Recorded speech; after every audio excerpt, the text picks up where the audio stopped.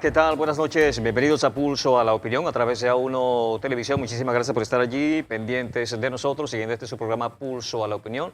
Les recuerdo que este es un programa grabado. Nuestro invitado para esta noche es el amigo Pedro Pablo Fernández, el dirigente nacional del partido COPEI. Pedro Pablo, bienvenido una vez más a Pulso a la Opinión, a A1 Televisión. Bienvenido a Punto Fijo. Para Juan Falcón, gracias por estar con nosotros. Siempre es un placer conversar contigo. Muchas gracias y muchas gracias a ti por esta invitación y por esta oportunidad de hablar con toda la gente que nos escucha en este momento. Sí, bueno, varias cosas que conversar con Pedro Pablo Fernández. Pedro Pablo, quisiera tu análisis, un sencillo análisis de la visita de Michelle Bachelet a Venezuela, ¿no? Una visita que para muchos creo que crearon muchas expectativas, incluso falsas expectativas.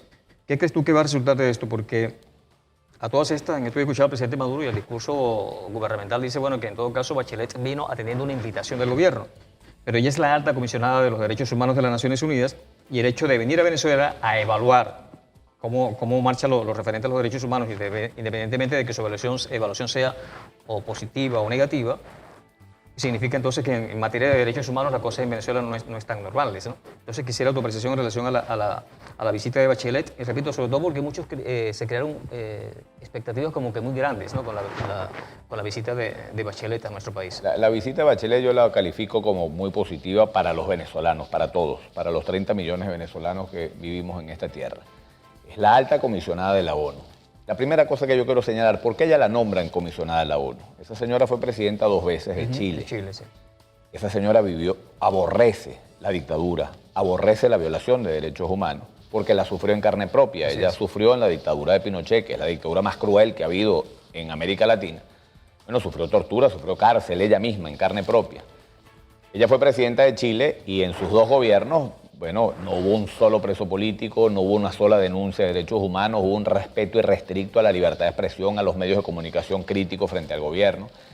Además, desarrolló una política desde el gobierno de incentivo al sector privado y el país, y Chile creció durante sus 2 periodos, creció económicamente, pero además hubo posibilidades de que mucha gente saliera de la pobreza. Ella siempre incentivó al sector privado, no hubo ninguna expropiación, eso es un gobierno donde se gobernó invitando a todos los chilenos a gobernar en conjunto.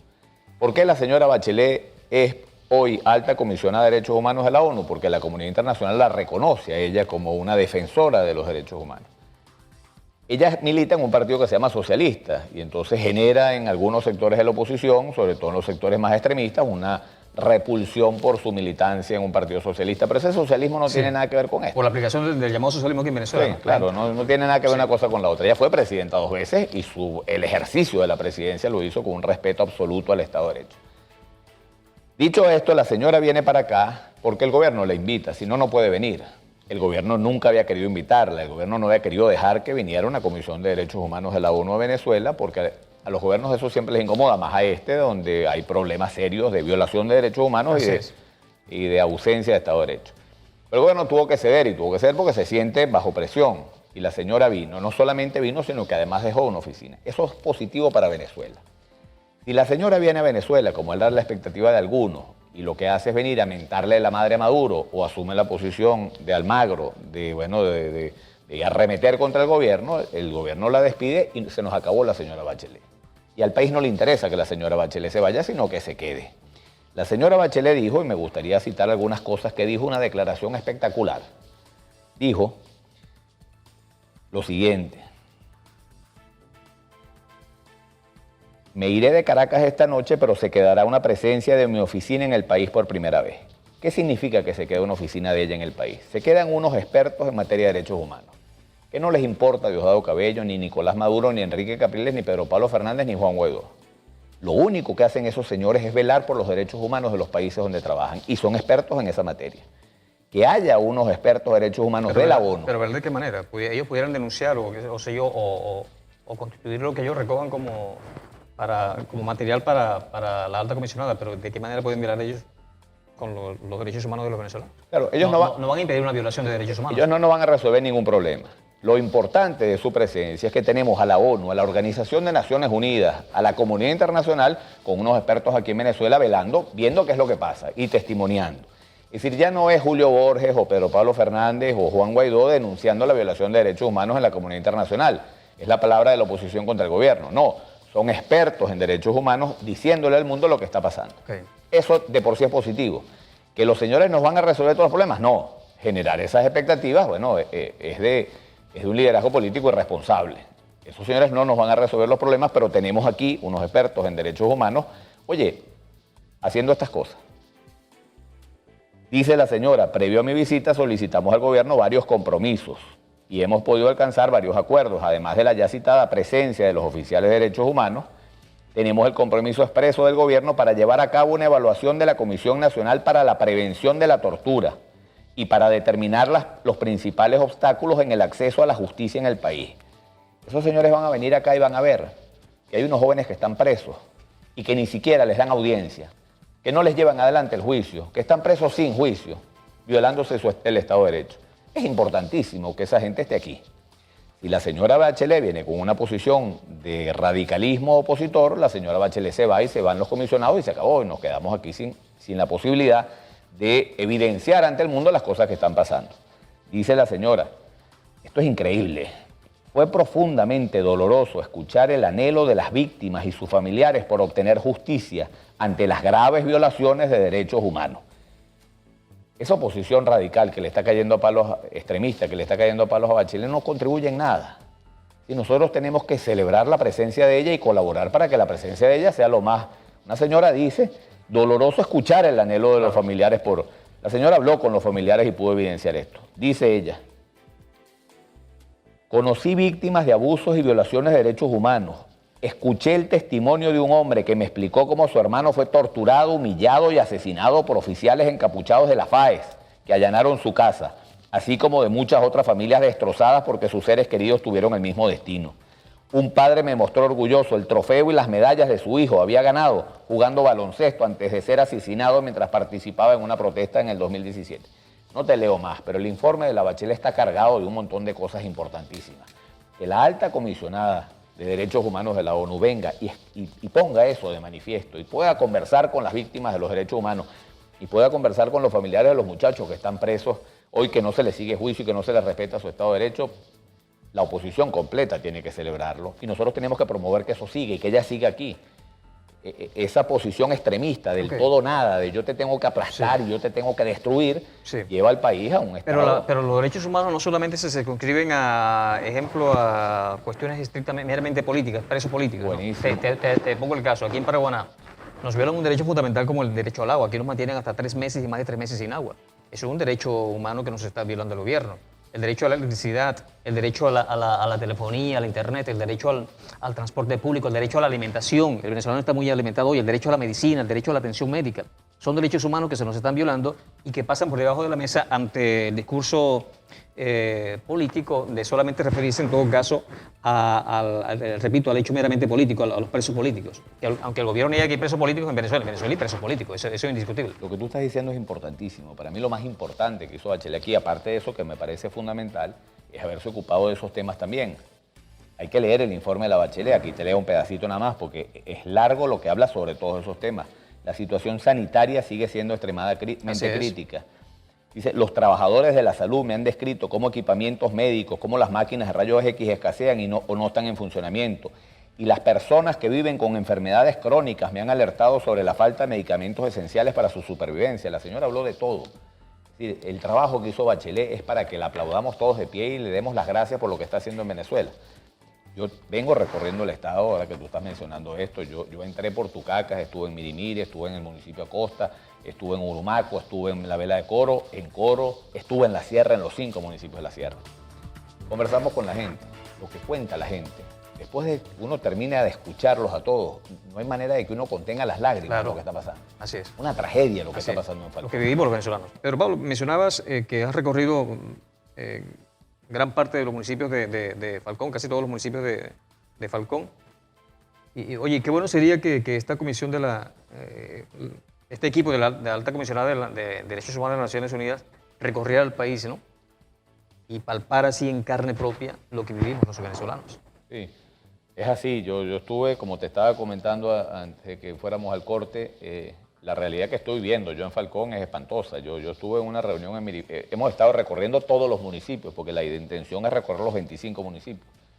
Ahora estamos en la península de Paraguaná, estos 2 días vamos a estar en los 3 municipios y mañana arrancamos hacia Occidente, que es lo que nos falta, y vamos a estar en todos los municipios, desde Cuchibacoa hasta Menemauroa, hasta el final, y vamos además a seguir hacia el Zulia.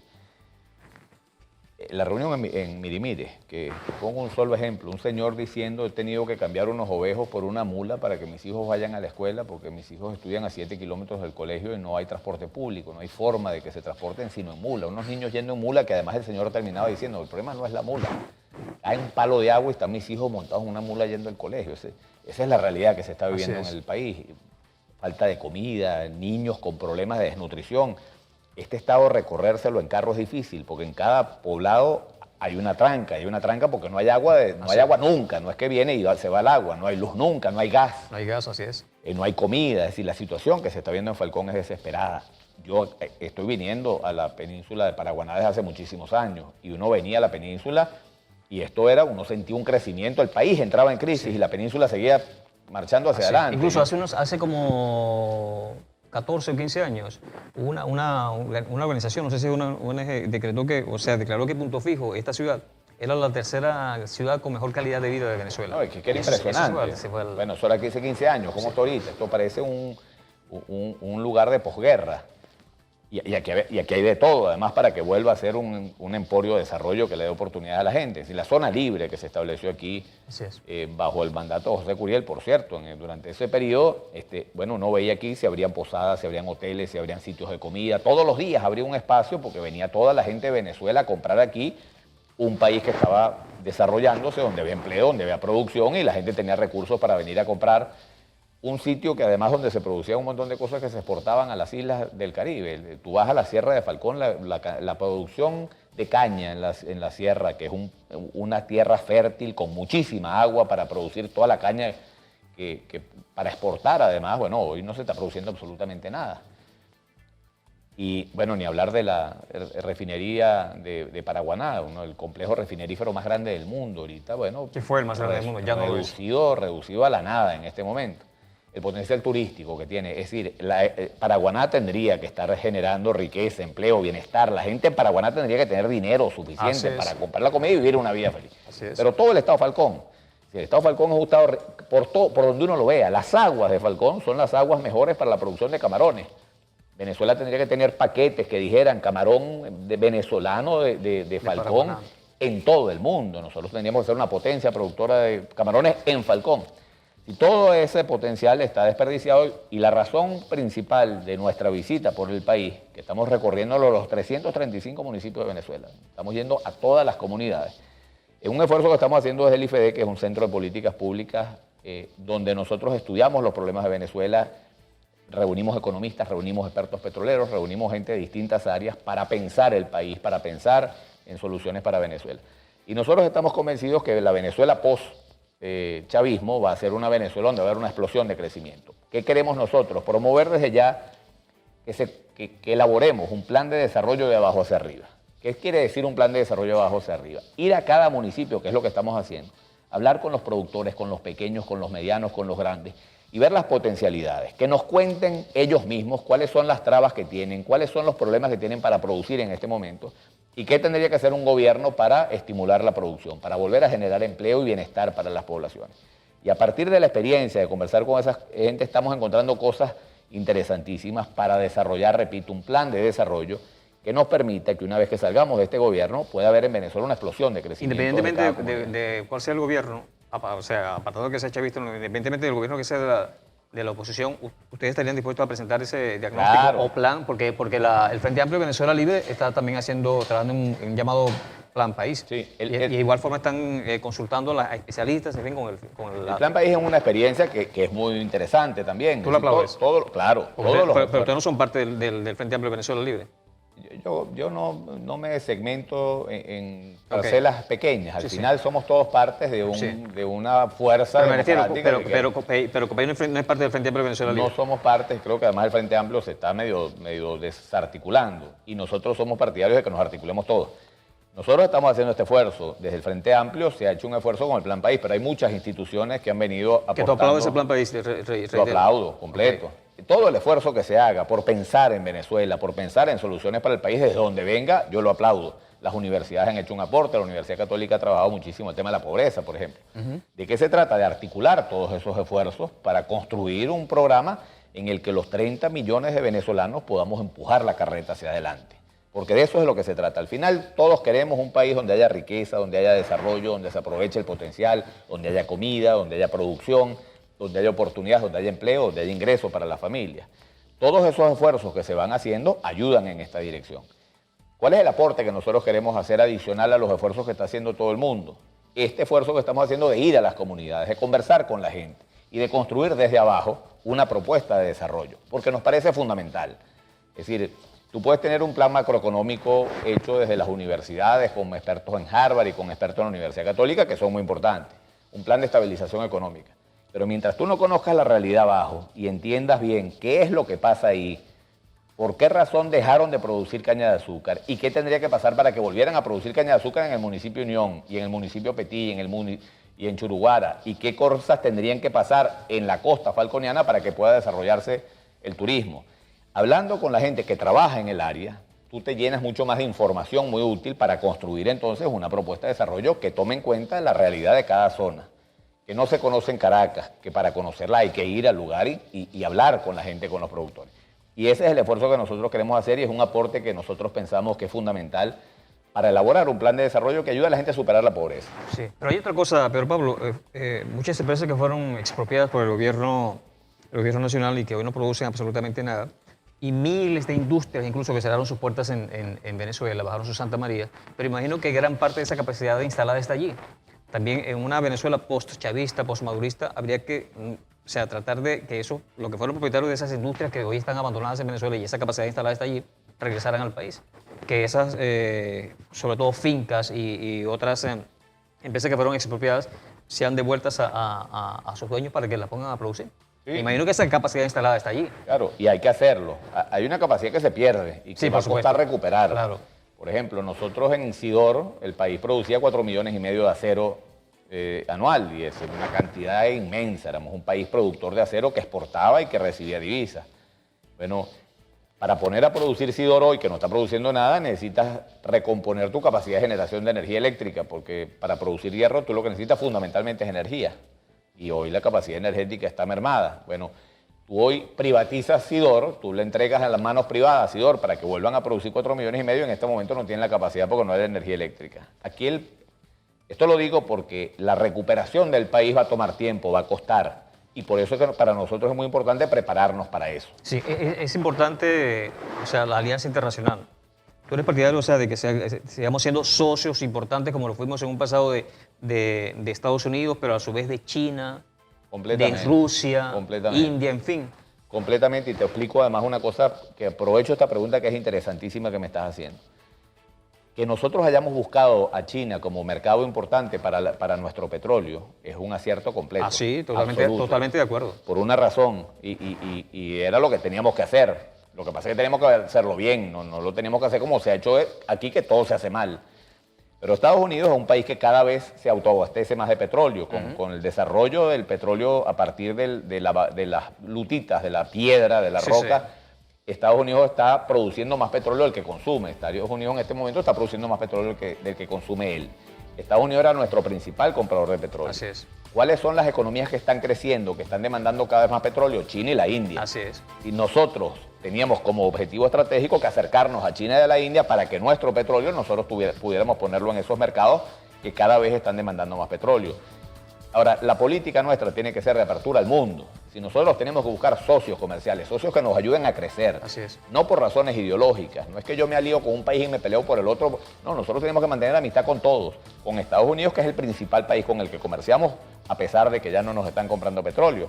Pero tenemos que establecer con los Estados Unidos y tenemos que establecer relaciones con China, que es una potencia económica en franco crecimiento. Así es, la segunda más grande del mundo y con mira a ser la primera. Incluso nosotros deberíamos tratar de convertirnos para China en la puerta de entrada para América Latina, por la situación geográfica que tenemos privilegiada. Por cierto, Pedro Pablo, a ustedes los califican algunos sectores de la oposición como cómplices del gobierno, aliados del gobierno. Incluso hay otro COPEI, el COPEI está dividido, que se hace llamar el COPEI legítimo, ¿no? Y ustedes los califican como cómplices del del gobierno, ¿no? Aparte de eso, hay varias posturas, especialmente en lo electoral. Mucha gente de la oposición cree que no hay que ir a votar mientras se tenga al actual Consejo Nacional Electoral, al CNE.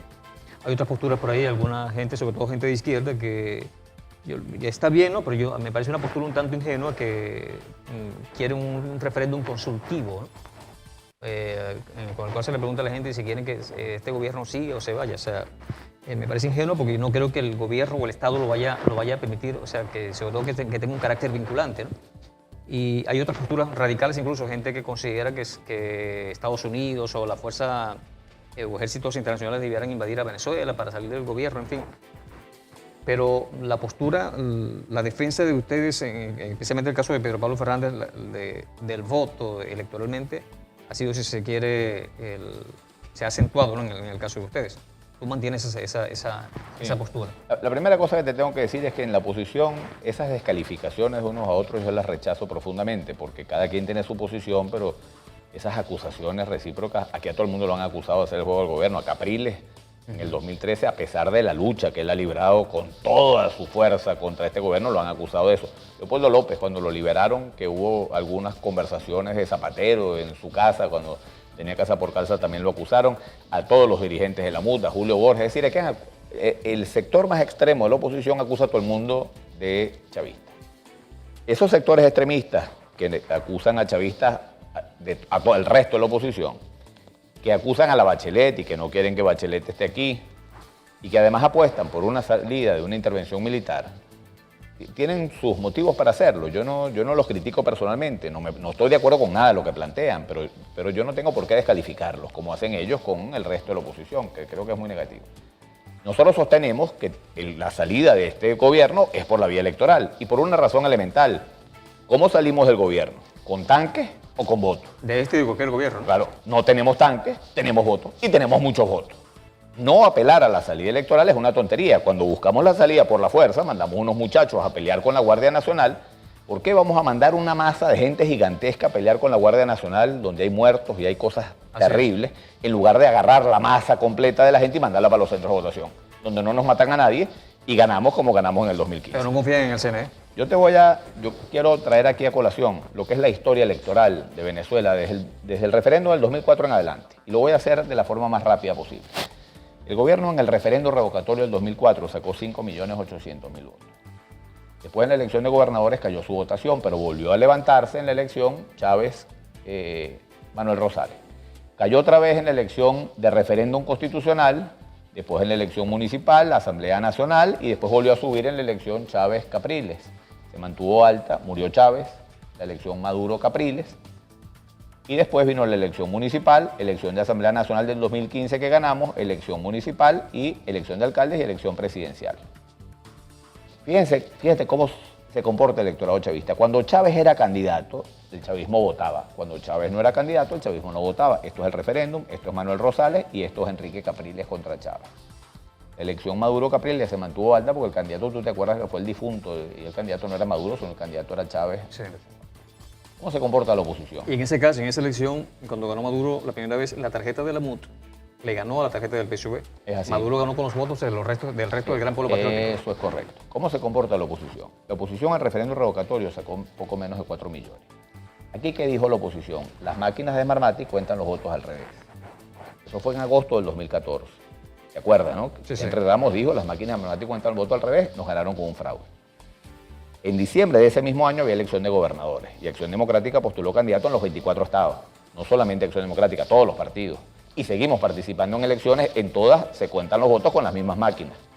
María Corina Machado fue candidata a diputado y electa diputada en unas elecciones donde sus votos se contaron con esas máquinas. ¿Por qué hemos participado siempre? Porque sabemos que la máquina cuenta el voto como es. La máquina no cuenta el voto al revés. Por eso ganamos la Asamblea Nacional del 2015. Cuando se le dijo a la gente, la máquina de Smartmatic cuenta los votos al revés, y se invitó ese mismo año, en diciembre, a la elección de gobernadores, la gente dijo, si la máquina me cuenta al revés, el voto al revés no voto. Y la votación de la oposición cayó. Un discurso que favoreció al gobierno. Claro, Lo favorece. si yo le digo a la gente que la máquina me cuenta el voto al revés, no le puedo pedir a la gente que vuelva a votar, porque la gente no va a querer votar como en efecto. Pero la votación de la oposición empezó a crecer, y a crecer. Esta fue la reforma constitucional. La presidenta del CNE en esta elección era Tibisay Lucena. Y apareció Tibisay Lucena en la noche y dijo, con un 95% de las actas escrutadas, el triunfo de la oposición es irreversible, ganó el no presidente Chávez, su reforma no va. Eso fue contra Chávez. Eso fue contra Chávez Sí. y ganamos y el CNE lo reconoció. Y seguimos creciendo, y crecimos, y crecimos, y crecimos. Fíjate cómo la oposición siempre crece. No crece aquí porque le decimos a la gente que la máquina cuenta el voto al revés, pero de resto la oposición va creciendo. A partir de este momento, los triunfos de la oposición eran irreversibles. A partir de esta elección no perdíamos más nunca, porque muerto Chávez, la votación del chavismo caía y la votación de la oposición iba a seguir creciendo ininterrumpidamente. ¿Qué pasó en esta elección Maduro-Capriles? Capriles dijo, en abril del 2013 fue esa elección, dijo, yo gané pero me hicieron trampa. Pero en diciembre había elecciones de alcaldes y él dijo, vamos todos a votar en la elección en alcalde, vamos a convertir esa elección en un plebiscito, ¿lo recuerdas? Sí. ¿Cómo tú le dices a la gente, me hicieron trampa y vamos a las elecciones en diciembre, te van a volver a hacer trampa? Dijo la gente y la gente no quiso votar y otra vez la votación de la oposición cayó. Pero la votación de la oposición se recuperó en la elección de Asamblea Nacional del 2015 y sacamos 7.700.000 votos.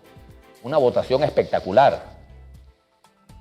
Aquí apareció otra vez Tibisay Lucena en la noche y dijo, con un 95% de las actas escrutadas, la oposición es irreversible, el triunfo de la oposición por las 2/3 partes. Otra vez Tibisay Lucena tuvo que reconocerlo porque no tiene otra forma, si no tiene otra cosa que hacer, ella tiene que reconocer los votos que se emiten en esas máquinas. En este momento la ruta era elección de gobernadores, elecciones de alcaldes y elección presidencial. Y las ganábamos todas, no de manera que la oposición perdiera. Aquí, ¿qué se dijo? Le damos al gobierno 6 meses. Entramos otra vez desde la Asamblea Nacional. No le damos al gobierno 6 meses. Vamos a las elecciones de gobernadores, vamos a la elección de alcalde y vamos a la elección presidencial. Aquí se le dijo a la gente, vamos a la calle sin retorno. No vamos más a elecciones hasta que Maduro se vaya. No abandonemos la calle hasta que Maduro se vaya. Se convocó un plebiscito para desconocer el CNE. ¿Por qué tú vas a desconocer el CNE que te acaba de atribuir 2/3 partes de la Asamblea Nacional? Lo cierto es que aquí se convocó el plebiscito y el CNE a las 2 semanas convocó una elección de gobernadores. Y todos los partidos que habían convocado el plebiscito para desconocer el CNE dijeron vamos a la elección de gobernadores. Al final la gente dijo, bueno, me dijeron que salía Maduro en 6 meses, me dijeron que saliera a la calle, que era calle sin retorno. Después de 160 muertos, que participamos además después en un plebiscito a desconocer el CNE, liderazgo político me pide que vaya a votar en una elección de gobernadores donde el CNE es el que va a supervisar el proceso. Bueno, la votación de la oposición se cayó en la elección de gobernadores, en la de alcaldes y en la elección presidencial. Nos vinimos para el piso. Y esta caída de la oposición la generamos nosotros mismos, no fue Tibisay.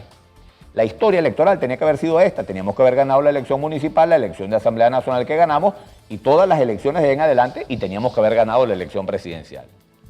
¿Qué necesitábamos para ganar la elección presidencial? Unidad. Que todos los partidos hubiéramos apoyado un solo candidato. ¿Qué fue lo que pasó? Que fuimos divididos y lo que ocurrió en realidad fue que no logramos un candidato unitario porque cada partido tenía su candidato y no estaban dispuestos a apoyar al candidato del otro. Eso fue lo que pasó en todo caso. Eso fue lo que pasó. Ejemplo, PJ, Primera Justicia, Acción Democrática. Cada uno tenía su Nuevo candidato. tiempo, porque su candidato no era el fuerte, entonces por eso rechazaron y no apoyaron a Henry Falcón. Mira, nosotros hicimos desde COPEI esfuerzos para conseguir un candidato unitario. Nosotros no teníamos candidato. Le dijimos a todos, vamos a buscar un candidato de consenso. Nosotros teníamos que ir a esa elección. Somos 80-20. Esa elección la vamos a ganar. Imagínate tú, pongan en su cabeza la gente que está viendo este programa las imágenes de las concentraciones que convocó Guaidó en enero y febrero. Unas concentraciones multitudinarias. La 23 de enero aquí en Punto Fijo, única. Nunca ha habido una concentración. Nunca ha habido una en el caso de concentración. Punto Fijo. Imagínense toda esa gente convocada por Juan Guaidó. Mira, Juan Guaidó era un desconocido el 5 de enero. Nadie sabía de su existencia. Y fue capaz de convocar esas marchas multitudinarias de un día para otro. Si la oposición hubiera construido una candidatura, Lorenzo Mendoza, Juan Guaidó, que no lo conocía nadie, y todos hubiéramos empujado en esa dirección. Imagínate ese río de gente en esas manifestaciones, pero en los centros de votación ejerciendo su ¿Y derecho. tú crees que ha pasado este poco tiempo, porque ha sido muy corto el tiempo que ha pasado, Juan Guaidó sigue manteniendo esa capacidad de liderazgo? ¿Sigue siendo líder? Es evidente que ahorita hay un momento de cansancio. Yo apuesto a Juan Guaidó y apuesto a que Juan Guaidó tenga éxito y en ningún momento me voy a prestar para ese juego que hace la oposición extremista de descalificar a Juan Guaidó con las diferencias que yo puedo tener con él. Es un valor dentro de la oposición que tenemos que preservar. Yo no hablo nunca mal de nadie de la oposición porque creo que entre nosotros... Pero las estrategias son equivocadas de cansar al pueblo todo el tiempo en la calle con... ¿Tenemos otro segmento? Sí, por supuesto. Vamos a hablar de eso en el otro segmento para poderte desarrollar completo. Yo tengo diferencias desde el punto de vista estratégico. No tengo nada malo que decir de él. Tengo muchas cosas buenas que decir porque además me parece una excelente persona, una persona muy valiosa, con buenos principios. Y quisiera en el otro segmento que pudiéramos hablar sobre diferencias naturales que deben haber en la oposición, que son naturales. Lo que no es natural es que en la oposición nos descalifiquemos y hay una lucha que no tiene nada que ver con el objetivo que tiene el país de salir del gobierno. Así es. Cuando Henry Falcón, la artillería se aplicó más contra Henry Falcón que Horrible. contra Maduro. Me decía Pedro Pablo, en relación a las estrategias de la oposición, o sea, y comparándolas, equiparándolas con el liderazgo de Guaidó, son cansonas. Por ejemplo, la calle cansa mucho, no surte efecto. ¿Sabes qué? Yo un poco lo dije en el segmento pasado. Llamar a la gente a la calle, enfrentarse con la Guardia Nacional, con el Ejército, no tiene demasiado sentido. Al final estás chocando con una fuerza pública que tiene más poder que tú. Las marchas llegan hasta donde la Guardia Nacional dispone. Toda esa energía, yo creo que nosotros tenemos que concentrarla y el apoyo internacional para lograr unas elecciones transparentes, libres, con un nuevo CNE y con condiciones distintas. Toda esa energía tenemos que utilizarla hacia allá. Pero si estás de acuerdo en que hay que renovar el CNE. Completamente, claro. Yo creo que hay que renovar el CNE. Pero confías Pedro Pablo Fernández confía en el sistema de votación. ¿Cómo es el sistema de votación? Vamos a repasarlo rapidito. Uno llega al centro. Llega la máquina del elector cuando va a votar. Llega la máquina, aprieta la cara de Enrique Capriles, le da a votar y la máquina te da un ticket que dice Enrique Capriles. Okay. Y meten el papelito en una caja. Todo el mundo vota y al final del proceso cierra la mesa y los testigos del gobierno y la oposición apretan un botón en la máquina y la máquina imprime un acta. Ajá. La máquina es la que cuenta. Okay. Así es. La máquina puede contar al revés, sí. Pero después se abre la caja y se cuentan todas las papeletas que están en la caja. Y una vez que cuentas las papeletas, lo comparas con el resultado que te emitió el acta que imprimió la máquina. Y siempre coincide, porque la máquina cuenta el voto como es. Entonces es confiable el sistema electoral. La máquina transmite los resultados al CNE. La máquina podría transmitir el resultado mal, sí. Pero el acta te la llevas tú y te llevas todas las actas de todas las mesas y te las llevas al comando. Y en el comando pones una persona con una computadora que suma todos los resultados de las actas, que mete todos los resultados que están en las actas y la computadora te da un resultado. Tú volteas al televisor y Tibisay da el resultado al final y el resultado se corresponde con lo que tienes en la computadora. Aquí hay ventajismo, utilizan los recursos del Estado, utilizan las bolsas CLAP, utilizan los puntos rojos. Eso sí existe, pero Claro. el sistema electoral como tal Pero es confiable. la máquina cuenta los votos. Y si hay trampa, eso deja huella. Claro, es imposible hacer trampa, o sea, tú puedes hacer una trampa, pero queda todo en evidencia. Así Tibisay es, puede dar un así resultado es. distinto, pero si tú tienes las actas, el resultado de Tibisay no se corresponde con el proceso en realidad. O sea, Tibisay podría decir lo que quiere, pero la oposición tendría todos los argumentos para demostrarlo. Y eso no ha ocurrido. La Tibisay Lucena dijo el 2015, que la oposición había ganado las 2/3 partes de la Asamblea Nacional porque no podía hacer otra cosa. Porque tuvimos los testigos y porque los testigos hicieron su trabajo de recoger las actas. Si tú no tienes un testigo en la mesa, sí te pueden hacer trampa. Es decir, el chavista se pone en el centro y le da el botoncito a la máquina y mete un poco de votos ahí de más. Ahora, yo en todas las reuniones que estoy haciendo en Falcón les pregunto, son todos dirigentes de oposición, y les digo qué pasa si en una mesa el chavismo se va y les deja la mesa solos. ¿Qué hacen ustedes? Y se empiezan todos a reír. Porque al final, si no está el otro, pues bueno, tú le das el botoncito a la máquina y metes votos. Pero si tú tienes los testigos, Tibisay no te puede hacer trampa. La trampa no está ahí. La lucha es electoral, porque yo repito, esta lucha es con tanques o con votos. Pero ¿en qué momento electoral? Porque ya, hablando de este momento, 2019, estamos en junio del año 2019. Si vamos a lo electoral, con el caso de la presidencia de la República, sería dentro de, ¿qué? 2 años. Un referéndum revocatorio. Yo creo que tenemos que luchar por una elección presidencial antes.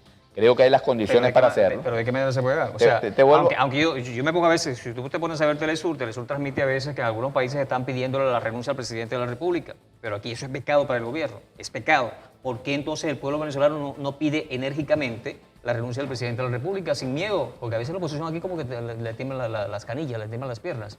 ¿Por qué no pedir la renuncia abiertamente? Aquí hay un artículo, un 350 de la Constitución. Pero sigamos a lo electoral, el referéndum revocatorio. Se aplicó cuando Chávez y trajo como consecuencia la aplicación de la lista Luis Tascón, que fue una violación flagrante a la Constitución de la República, una violación al derecho al trabajo, que a muchos lo votaron de su trabajo. Cuando Maduro se lo impidieron aplicar el referéndum revocatorio a Maduro, la oposición se quedó tranquila o luchó y no pudo hacer nada. Pero si eso, entonces, ¿de qué manera? Maduro pide elecciones, pero a que se adelanten las elecciones parlamentarias. Pero la presidencial, dudo mucho o que el gobierno o el Estado venezolano, excepto la Asamblea Nacional, ayuden o contribuyen para que sea una elección general o presidencial. Tú dudas mucho que pueda haber una elección, que ellos cedan y pueda haber una elección Por supuesto presidencial. que lo dudo. Pero no dudas que Maduro renuncie. Tampoco lo dudo. Maduro no va a renunciar, No va a esa está renunciar, descartada. Pero el pueblo puede pedir la Sí, sí, renuncia. igualito podemos pedir elecciones. Claro. Igual podemos pedir elecciones. La renuncia es mucho más difícil que las elecciones. Las elecciones es mucho más fácil que el tipo renuncie. Y ahí voy. ¿Cuáles son las opciones que tenemos? El problema es analizar las opciones. No es... Buena parte del liderazgo político se crea una fantasía de cosas que no van a ocurrir. Nosotros tenemos que ver cuáles son las opciones que tenemos para el cese de la usurpación. La renuncia a Maduro está descartado porque depende de él y él no va a renunciar. Entonces tenemos la opción de la invasión extranjera. Bueno, y ahí te digo lo de las diferencias de la oposición, que son naturales que haya diferencias. Lo que no es natural, repito, es que la rapiña entre la oposición, la lucha fratricida, y la otra cosa es que no seamos capaces de ponernos de acuerdo en una política para que privilegie la salida del gobierno por encima del interés particular de cada quien. Es decir, lo que no es posible es que en el 20 de mayo no hayamos sido capaces de construir una candidatura que apoyáramos todos. Eso es inadmisible, eso para mí, que no seamos capaces de poner cada quien sus aspiraciones para apoyar un objetivo que tiene que ser siempre superior que salir de este gobierno. Ahora, la invasión extranjera, que es la única forma de salir de este gobierno, porque se ha apelado a que los militares se pronuncien, y los militares son el gobierno. Entonces queda la opción de una invasión militar.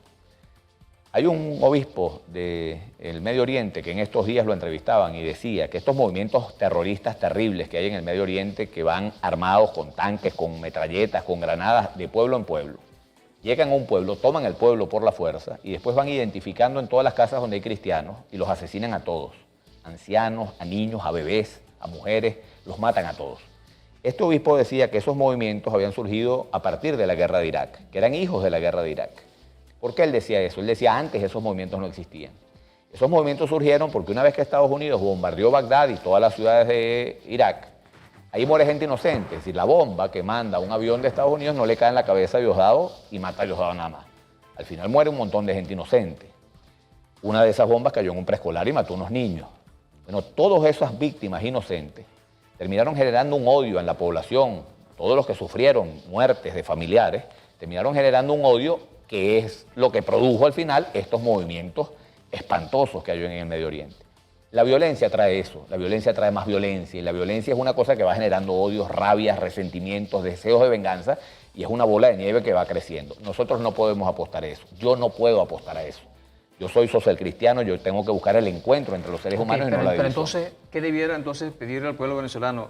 ¿La renuncia o las elecciones presidenciales o generales? Yo creo que ahorita estamos en un proceso, y además estamos en un proceso de negociación para unas condiciones electorales que merezcan confianza del país para que el país participe. En eso está la comunidad, el grupo de contacto internacional, en eso está la ONU. Pero ¿estás de acuerdo entonces en que sí hay que renovar el CNE? Completamente. Pero cualquiera puede decir, bueno, que te contradice porque le estás dando la razón entonces a la otra parte. Yo te quiero decir, yo creo que el CNE debe ser renovado. Ahora te voy a decir una cosa. Nicolás Maduro y Diosdado Cabello se reúnen en Miraflores y reciben unas encuestas que dicen que están perdiendo 80-20. Cuando ellos ven esas encuestas, dicen, ¿cómo hacemos para ganar una elección? Todavía es mucho, ¿no? Que 20% todavía esté apoyando al gobierno, ahora, eso es mucho. Dicen ellos dos, es imposible que ganemos una elección. ¿Cómo nos salimos de esto? Y de repente ven en la televisión al liderazgo opositor que dice, nosotros no participamos hasta que Tibisay se vaya. Los dos se ven la cara y dicen, está listo. Ahí tenemos negocio. Para ganar la elección lo único que tenemos es que dejar a Tibisay. El día que Tibisay se muera, la van a disecar y la van a dejar sentada en el CNE. Si la condición para que tú no votes es que tienes 80%, es que yo te deje a Tibisay, te dejo a Tibisay para que no votes. Así es. Los hijos de la luz tienen que ser más hábiles que los hijos de la oscuridad, del mal, dice la Sagrada Escritura. Así es. Bien, Brian Jiménez, ¿qué nos trae en la manchete de hoy, por favor?